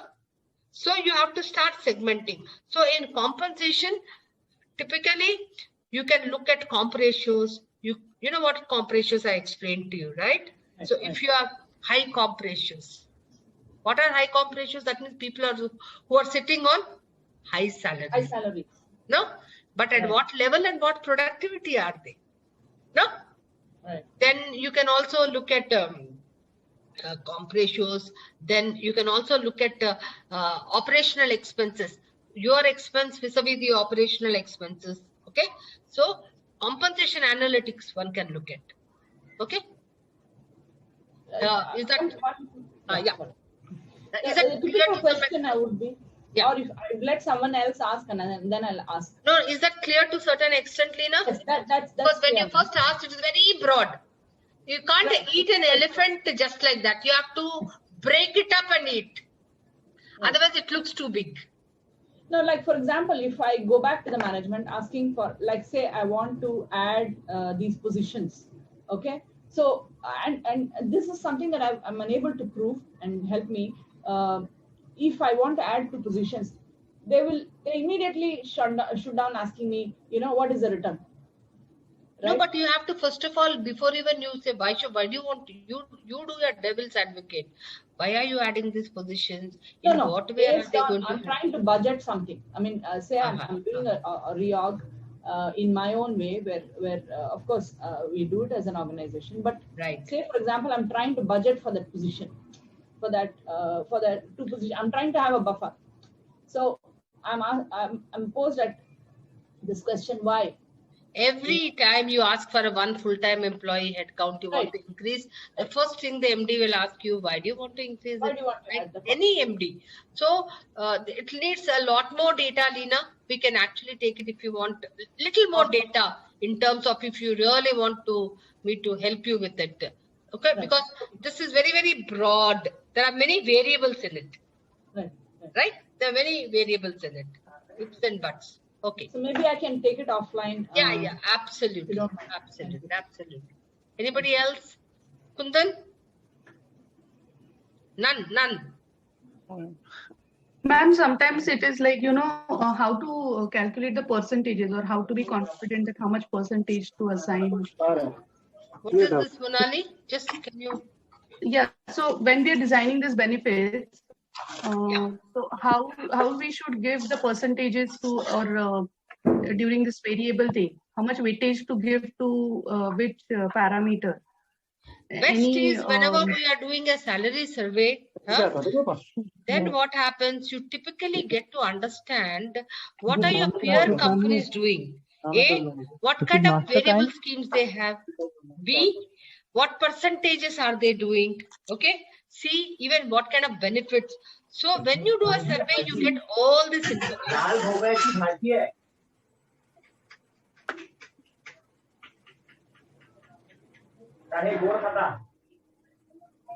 Ma'am, you are on mute.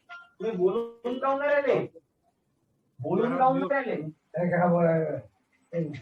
ma'am, you are on mute. Now,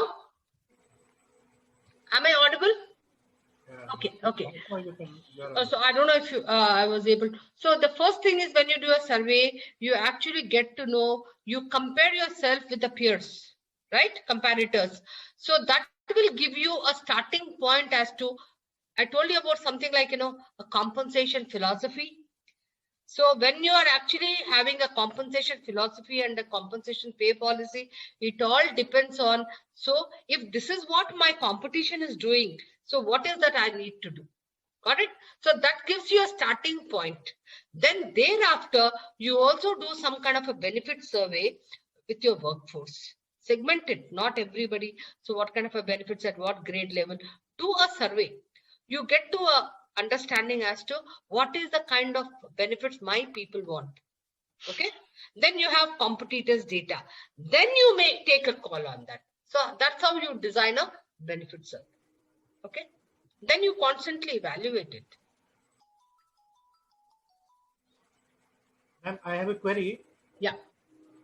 I have 5 competitor companies, and I have the salary details of all the 5 companies, right? Of the employees of the companies. So how can I make a benchmark?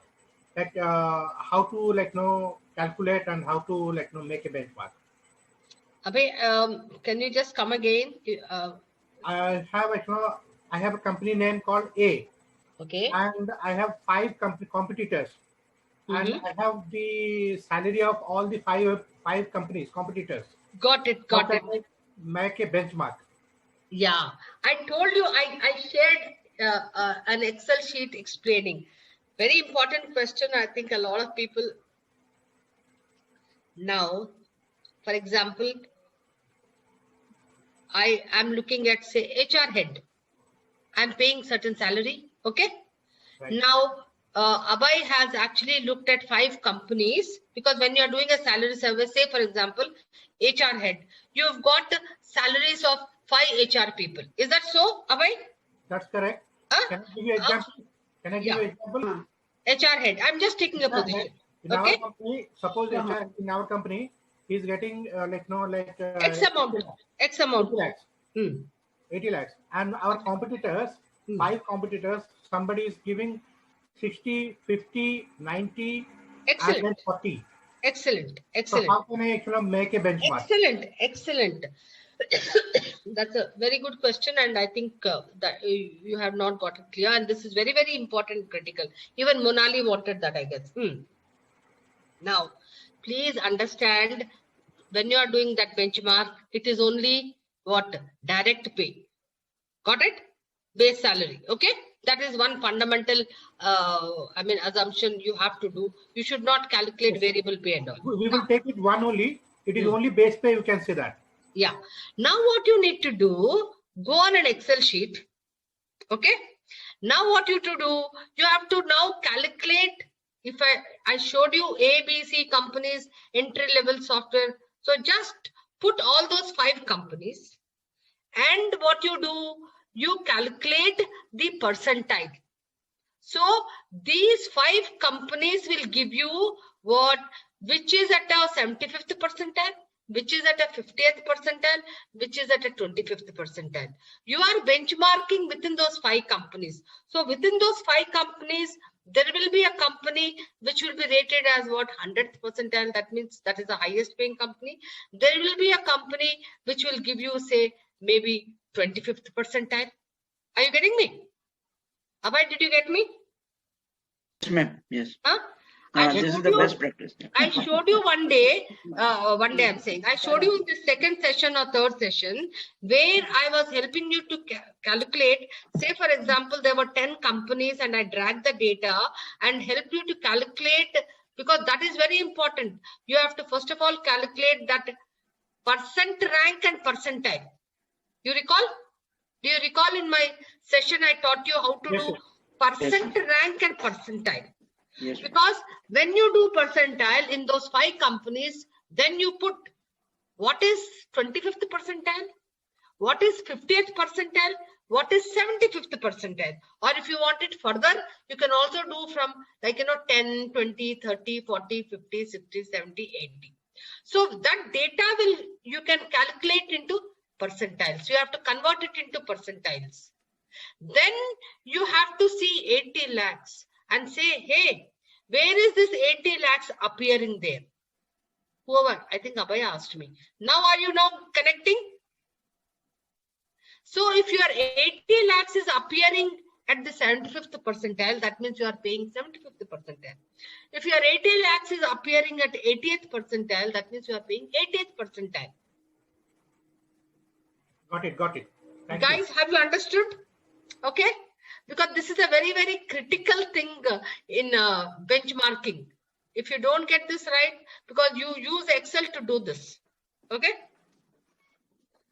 Just simply put that data, then calculate your percentile of that data. And then compare. That's important. Okay. Monali, did you get to now? Have you understood? Ma'am, yes, but as I said, I have sent you a link of that. Yeah, we will. I will help you with it later. Okay. Yes. Done. Okay, guys. I have a query. Yeah, one more question, ma'am. Please, welcome. Welcome. When you are talking about the, sorry. Yeah. When you are talking about the percentile, so how much data point is required to calculate the percentile? Because when you are going for the statistics, so in that case, certain data points are required. Okay. Say as he was talking about the there are 5 competitors. So less than 5 competitors is if data point are less than you should have at least 8 to 10 companies. It's good. Not that 5 is very narrow. If I use a rating scale of just 3, it becomes very, very narrow, no? It's like that. So at least you should have 6 to 8 companies, which is good. But if you want, wait 1 second.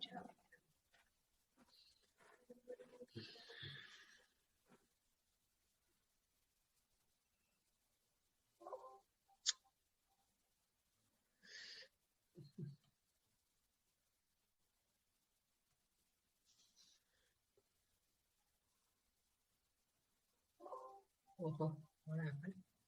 It was moved. Okay. Guys, I'm not, I think, let me see if I've kept it here or no. Sorry, guys. Let me see. If I have the data,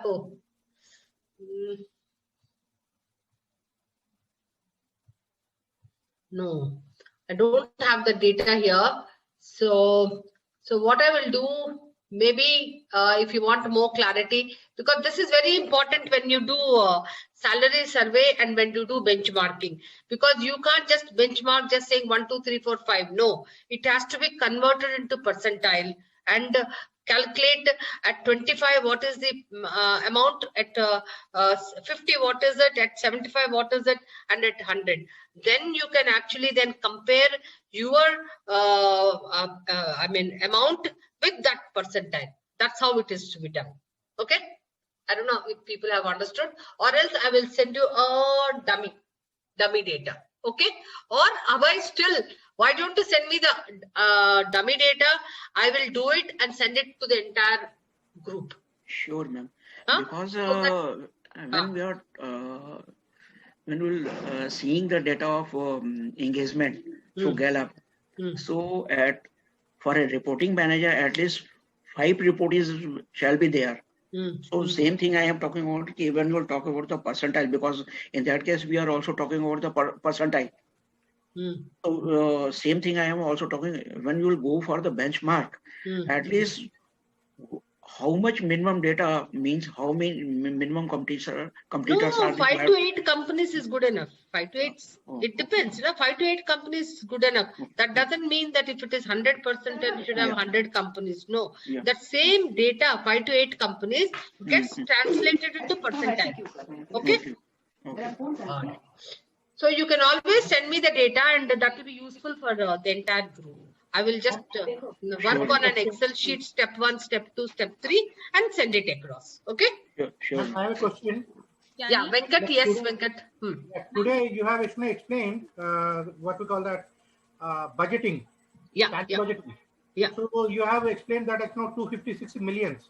Right. So what is the percentage we have to propose to the management for increment? See, typically what happens, what is a practice? When you are proposing an increment, first of all, you will get a published survey data, every year. For example, what the CHROs do, typically they get this even free published data where there is percentage of increments given for various industries. Okay, at least that gives you a ballpark figure as to, hey, what are the kind of percentage of increments your industry, companies in your industry are giving. For example, I will tell you, like in ITS, typically when we were doing 7% to 10%, okay, is the hike. KPOs are giving 10%, low level people are giving 7%, etc. Now you will say, hey, if the industry is giving between 7% to 10%, then what I will say, okay, fine, I will go to the MD and say, he will say, okay, we are, somewhere in between, we are a 50th percentile company or 60th percentile or 70th percentile. So we will go, not the minimum, but we will go around, okay, maybe 8%, if 7 to 10 is the range, okay? Now, if 8% means, first of all, I will calculate what is the increase in the budget, 8% of my payroll cost. Are you getting me? Okay, got it. Okay. So first I will calculate 8% of my, because that much increase it will become, right? And then I will tell, okay, this is the amount which is coming if I'm going to pay 8% annual increment. But he will say, hey guy, but we don't have this kind of a budget. We have to reduce to only this much amount we can give. Then you will start looking at where can you cut down some people, etc., etc. Because ultimately you also want to give good increments, right? So that's the time. Then you will start looking at job ratios. Even then also you will start looking, okay, should I get this deadwood out of the system? Huh? Got it, ma'am. Got it, ma'am. Okay. All right, Venkat. I have, ma'am, Lena has asked, the question. I have also same query, how to prove that a specific, designation or a specific person who is working in a specific job. So how can I prove that what he is having? If he is taking 20 lakhs or 30 lakhs, so how can I, at the end of the performance here, how can I prove that company got entire 30 lakhs or more than 30 lakhs, so that we can give a good increment to the concerned person? But see, it is narrowing down, but I'll just simply tell you a guideline. So typically when you want to actually validate cost versus productivity, what do? You will actually look at productivity, which is in a quantitative manner, right? So individually, typically one doesn't, so you will calculate unit or at a business level. So what is the kind of a revenues if I have so many people? You can definitely narrow down to that. Maybe, you know, if I'm going to tell you like arbitrarily, it will not sink in. I will help you with some kind of a correlation or regression. If you send me some data, send me a line, it might help the others also. Okay, then I'll ask you to send me some data. Then I will do some analysis and send it across so that that can be circulated. Is that okay? Absolutely fine, ma'am. Because when we look at very arbitrarily, even understanding levels become very, very ambiguous, right? I will let you know. So you can send me data and then I can help you with it. After this session also, can I get in touch with you for a few queries? No problem, Venkat. No problem. Thank you so much, ma'am. Welcome. Welcome. Ma'am, Devjani this side. Finally, I get a chance to ask a question. Ma'am, just a confirmation or a validation from your end. So while calculating variable pay, so we have three parameters that we take into consideration. One is individual performance, one is functional performance, and then or maybe functional or business unit performance, and the company performance or the group performance, group company performance. Now, for the enabling functions, for example, finance, HR, or similar functions, there are certain people who are based out of the business unit. Now, for them, what we do is we have a scoring system, which we have quite an exhaustive parameters. So we have the functional score and the business unit score. So for those people who are enabling function based out of business unit, we take the business unit score. So do you think that is the right approach, or functional score for them should be taken? See, typically what happens if they're directly reporting to the, business unit, typically in today's times. So most of the organization, the practice is taking the business because they are enabling, they're supporting that business in particular. Yeah. So we are doing the same thing. So logic, no? If they're sitting in the corporate office, it's a different ballgame altogether. Yeah, so that's how that is there. But so that you think that's the right approach? Yeah, absolutely. Because it's a matrix reporting relationship. They are first, their reporting relationship is to that business head, no?